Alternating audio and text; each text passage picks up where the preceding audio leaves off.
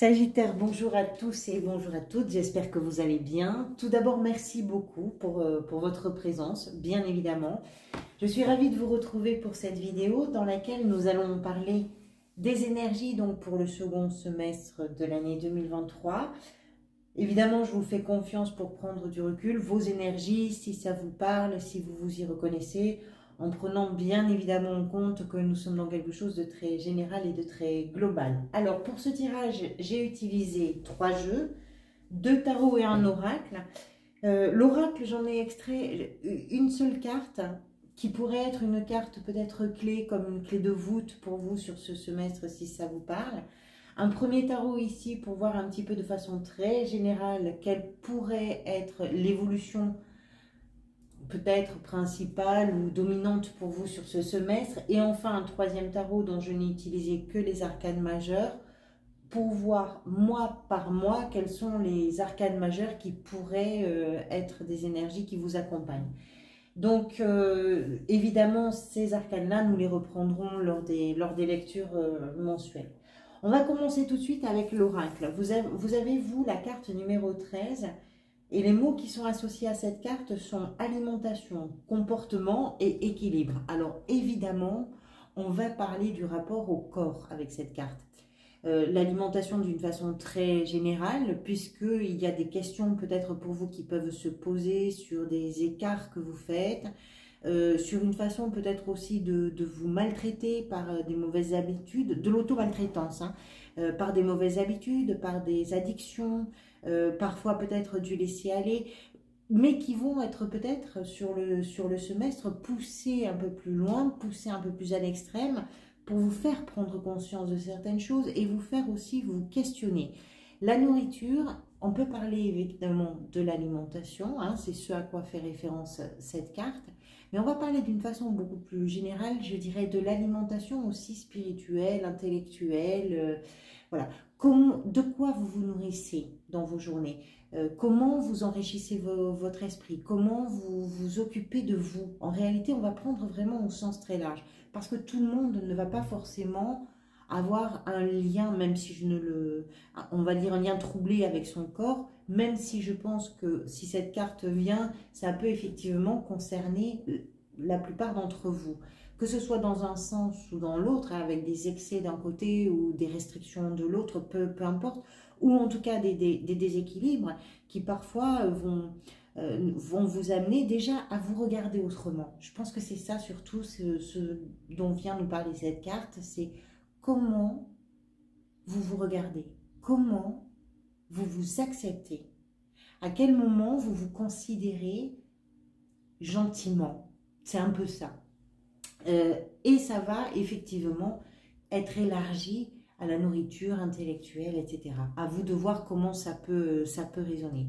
Cette carte parle quand même du fait qu'on a les ressources en soi, qu'on a les solutions en soi, qui permettent justement, peut-être, vous avez en plus la justice ici, en plein cœur du semestre, ce qui veut dire qu'il n'y a pas, je dirais, de glissade complètement folle, mais il peut y avoir des penchants peut-être à rectifier pour prendre soin de soi, pour ne pas se laisser aller, pour se considérer correctement. C'est un travail sur vous peut-être à faire sur ce semestre. En plein cœur du tirage, je vous parlais de la justice qui nous explique que par rapport à ce qui s'est passé, peut-être par rapport avec la 2 de bâton ici à des choix que vous avez faits, des choix qui sont importants, peut-être vraiment de vous être retrouvé à un moment de votre vie où il y avait 2 chemins qui partaient dans des sens complètement différents et il a fallu vous engager sur un de ces chemins qui n'était pas l'autre, donc ce sont aussi des renoncements. La justice nous explique que ce semestre est le semestre d'un rééquilibrage. L'équilibre ici, l'équilibre là, ça fait quand même 2 cartes avec ces notions d'équilibre qui vont vous rendre justice.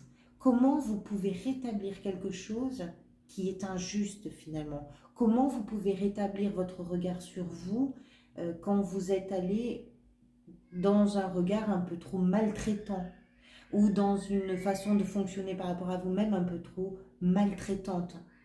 Et il y a quelque chose qui se rééquilibre pour vous sur ce semestre. d'une façon très générale et qui va vous rendre justice. C'est ça qu'elle nous explique, cette carte-là. Effectivement, ce qui a pu amener tout ce travail qui va s'effectuer là, c'est la 2 de bâton, qui sont... alors la 2 de bâton, si vous voulez, c'est un moment, c'est derrière vous, hein, donc ce moment-là est passé où l'on observe ce qui nous attend, ce qui vient vers nous et où on est obligé de toute façon de se positionner. Mais ça peut être une carte de dualité, où on est avec un 2, bien évidemment, de doute, d'hésitation, et où on se dit il faut bien que je prenne le temps d'analyser les situations des deux côtés pour savoir quelle va être, on va dire, l'option la meilleure pour moi, ou le meilleur choix pour moi. C'est pas forcément une carte d'action, c'est plutôt une carte d'inaction, parce qu'on est en train de faire une étude de terrain, où on est en train d'observer vraiment, voilà, c'est ça, c'est une carte d'observation. C'est une observation qui est importante parce qu'elle va être déterminante pour l'avenir. Et ça, peut-être que ce temps de réflexion, d'analyse, ce choix important pour vous, c'est quelque chose qui amène des déséquilibres. Et tout le travail pour vous, ça va être justement de rétablir un équilibre, de rétablir une justice. Ce que vous voulez, vous, entre la justice et la reine d'épée, on est quand même sur des choses qui sont tranchées, qui sont claires, qui sont assumées, qui sont affirmées et qui sont communiquées aussi. La reine d'épée, c'est un personnage, elle représente souvent dans les tarots les personnes qui sont divorcées ou les personnes qui sont séparées ou qui sont veuves, ce qui n'est pas forcément votre cas, mais c'est pour parler aussi de cette indépendance, de cette autonomie que parfois on retrouve après des années où on a été par exemple dans des histoires, dans des... voilà, et puis ben, c'est aussi quelque chose qui a pu amener à un certain déséquilibre. La reine d'épée nous explique que vous, ce que vous voulez, c'est clarifier les choses. C'est parler franchement des choses. Vous n'avez pas envie de perdre votre temps sur ce semestre-là à tergiverser, à bavasser, à devoir vous justifier, à devoir expliquer. Il faut que ça aille droit au but. Il faut que ça avance quelque part. Et vous avez envie aussi, je pense, de prendre des décisions qui pour vous vont être des décisions qui vont vous faire du bien parce qu'elles vont être très claires. Il y a une envie de positionnement fort, assumé, armé. Armé, on est quand même avec les épées, hein, c'est pour ça que je dis armé. Les épées, elles viennent piquer, mais elles viennent surtout trancher. Cette reine d'épée, c'est un peu une petite justice aussi, hein, quelque part, avec quelque chose de très assumé de votre côté. Ce qui peut venir vous aider, on est en plein dedans, vous avez la 8 d'épée, qui nous explique, alors ça, vous l'avez en positif, et c'est très bien, parce que la 8 d'épée, c'est une prison mentale. Il y a quelque chose dans votre tête, dans votre qui vous emprisonnez, quelque chose qui vous retenait, quelque chose qui vous a vraiment fait peut-être, ou amené à poser un regard sur vous, qui n'était pas du tout juste. Et qui a peut-être amené des déséquilibres. Parce que vous avez eu je dirais une mauvaise considération de vous-même finalement. C'est maltraitant, hein. Quand on ne se voit pas tel que l'on est, ça fait qu'on se maltraite. Hein. Quand on est, si on parle du corps par exemple, on se voit gros ou on se voit maigre, on ne s'aime pas gros ou on ne s'aime pas maigre, ben ça amène des déséquilibres du comportement et des troubles par exemple alimentaires. Quand on estime qu'on est quelqu'un qui ne mérite pas de vivre des choses justes ou qu'on s'estime victime d'injustice, tant qu'on n'a pas rétabli quelque chose, on peut remplir le vide qui s'est créé en nous par cette injustice ou ce sentiment d'injustice. Et puis, c'est l'idée aussi que cette prison mentale, c'est quelque chose dont vous allez vous libérer, je pense. Tout ce travail que vous faites sur le second semestre, c'est un travail de libération. Ce vers quoi ça va, c'est la 7 de bâton. Alors la 7 de bâton, je n'avais pas envie de la laisser toute seule, donc je l'ai complétée. C'est la reine de coupe qui est venue la compléter. La 7 de bâton nous explique que vous êtes sur une période durant laquelle vous vous bagarrez vraiment. Il y a vraiment de l'énergie, il y a, je sais ce que je veux, je vais défendre mes idées, je vais défendre mon point de vue, je vais défendre ma situation, je vais me défendre, parce que là où j'en suis, je ne l'ai volé à personne, et je sais que je peux aller encore plus loin. Il y a encore du chemin à faire, probablement. Ça peut être dans tous les domaines, hein. C'est-à-dire que le sentiment que me donne ce tirage, c'est qu'il y a eu des injustices, ou en tout cas chez vous, un sentiment d'injustice. C'est quelque chose qui vous a un peu grignoté, je dirais, qui vous a un peu vampirisé et qui vous a empêché peut-être d'avancer et de vous sentir libre d'avancer d'une façon ou d'une autre. Et ce semestre-là, vous êtes vraiment prêt et prête à en découdre littéralement pour vous permettre une guérison émotionnelle avec cette reine de coupe. C'est ça que vous voulez. Vous avez besoin que les choses s'apaisent, vous avez besoin de prendre soin de vous. La reine de coupe, c'est un psychothérapeute, c'est une infirmière, c'est un soin émotionnel. Alors, ça va résonner différemment pour chacun d'entre vous, bien évidemment, hein. Pour certains, ce pourquoi vous vous battez, ben, c'est peut-être pour avoir un accompagnement et une véritable prise en charge psychologique ou j'en sais rien, qui va vous permettre à vous de mettre un pied devant l'autre d'une façon un peu plus, je dirais, dans une situation qui n'est pas stable, qui pourrait être rétablie et qui va vous permettre de vous aider à vous en sortir de je ne sais pas quoi, c'est possible. Pour d'autres, c'est simplement d'arriver à de vous bagarrer pour arriver à la maturité et la gestion des émotions que représente cette reine de coupe, ce qui va vous permettre de prendre soin de vous sans forcément passer par un psychothérapeute ou un psychiatre ou une psychiatre, ce qui est pas une mauvaise chose non plus, hein, quand on en a besoin, mais ça peut être aussi un travail que vous faites sur vous-même pour vous permettre justement de prendre soin de vous différemment. Vous vous libérez de quelque chose de toxique. La preuve, si ça vous parle, bien évidemment, c'est que le mois de juillet, c'est quand même le diable qui représente l'emprise. L'emprise par une addiction, par un comportement addictif, par une dépendance qui peut être affective. Le diable, c'est ça, ce sont les zones d'ombre. Le diable, c'est ça, c'est votre façon de penser ou de vous juger, de mal vous juger. La justice doit être rétablie quelque part. Vous vous mésestimez quelque part peut-être. Le diable, c'est vous confronter à tout ce qui vous empêche, tout ce qui vous prive de votre liberté de pensée et d'action. On verra ça bien sûr sur le mois de juillet, sur la lecture mensuelle. Le mois d'août, c'est l'empereur, c'est fabuleux. L'empereur, ben, une fois qu'on s'est confronté un petit peu à ces zones d'ombre, vous prenez les choses en main.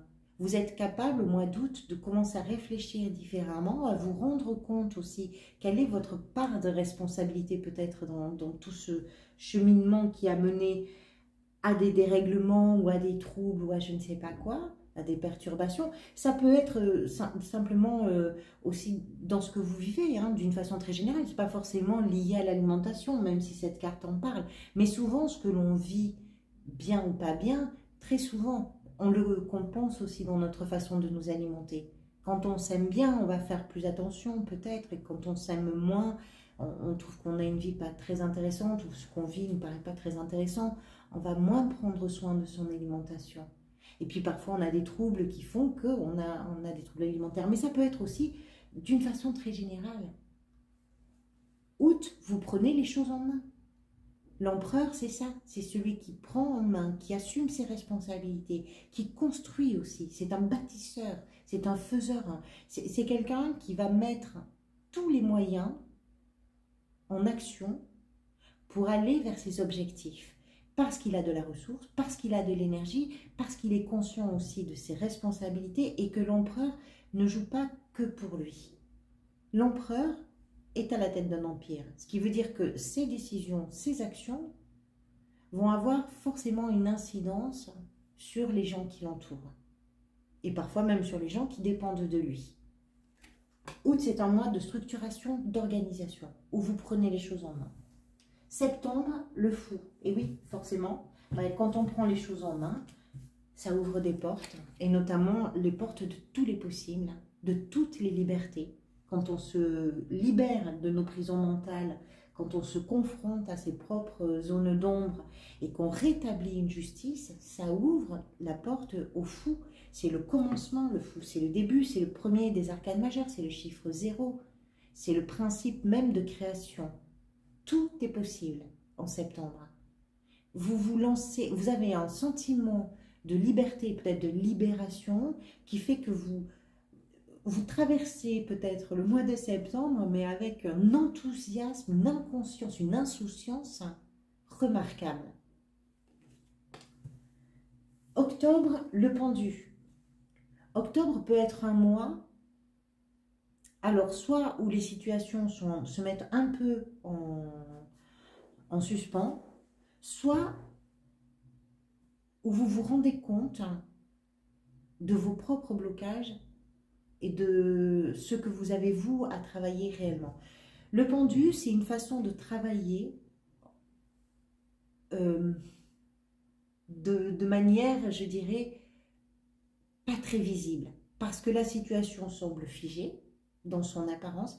Et en réalité, sous cette apparence figée, il y a tout un travail qui peut se faire de regard. On change le regard. C'est exactement ça pour vous. C'est-à-dire que vous prenez conscience de certaines choses en octobre parce que vous n'avez pas le choix, parce que autour de vous, la vie s'organise pour dire là, il va falloir que tu prennes le temps de réfléchir correctement et d'envisager les choses sous un angle différent. Peut-être aussi parce que quand vous prenez les choses en main et que vous vous libérez, ben il y a peut-être une piqûre de rappel aussi. On va voir. On verra sur la lecture mensuelle. Novembre, la force. Vous avez une fin de semestre sublime. Novembre, c'est la force. C'est-à-dire le sang-froid, le calme, la maîtrise, l'assurance, l'enthousiasme, la motivation, la concentration. Il y a un sentiment avec la force de confiance. C'est-à-dire, vous savez ce qui vous a fait peur et maintenant vous savez cohabiter avec. Vous savez cohabiter avec. Vous n'êtes plus victime ou esclave de vos peurs. Et c'est tout un travail qui peut se faire sur les 6 mois. Hein. Ça prend du temps. Décembre, le jugement. Le jugement qui est une véritable renaissance. C'est une seconde chance quelque part, le jugement. Souvent, c'est une carte qui vient après une période qui est troublée et qui permet de revenir à soi, mais je dirais au soi le plus intime. Vous vous êtes peut-être oublié. Vous avez oublié qui vous étiez. Vous avez oublié ce qui vous faisait du bien. Vous avez oublié ce que vous aimiez. Le jugement va mettre vraiment le doigt dessus et vous permettre de renaître vraiment de vos cendres, de renaître à la vie, de renaître de quelque chose. Mais le jugement, renaître, implique également de laisser partir certaines choses, de laisser mourir des choses qui ne vous aident pas parce qu'elles sont pour vous un véritable carcan et une prison mentale. Mais quand on est pris dans cette prison-là, forcément, pour s'en défaire, s'en détacher ou s'en éloigner, pour rétablir quelque chose, il faut se bagarrer. Il faut se bagarrer pour prendre soin de soi et effectivement pour pouvoir renaître de tout ça. On verra ça sur les lectures mensuelles. C'est un joli semestre qui vous attend si ça vous parle. Je vous retrouverai bientôt puisque je vais bientôt commencer aussi les énergies pour le mois de juillet. Merci pour tous vos retours. Bienvenue aux nouveaux. Merci aux anciens. Je vous dis à très bientôt. Prenez soin de vous.